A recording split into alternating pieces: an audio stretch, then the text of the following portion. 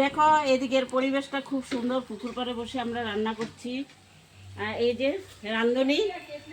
রান্ধনীকে দেখো তো এটা দিয়ে রান্না করো, এই এটা দিয়ে এই যে দেখো এখানে লোনা ইলিশ দিয়ে আলু দিয়ে পাতুরি করছি। হ্যাঁ আলু সাথে এটা দিয়ে লাগাও, না এটা না, হ্যাঁ ওদিক থেকে একটু হয়ে দেখো পাথালিতে। দেখো দেখো কে রান্না করছে, ধোয়া দিতেছে তো।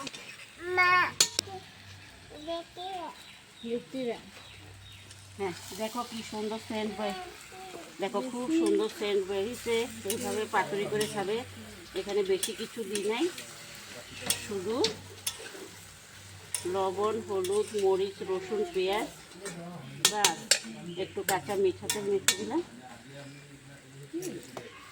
সর্ষের তেল দিয়ে পাতুরি।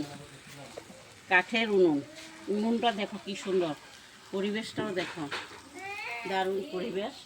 উপরে জাম্বুরাগুলো দেখা,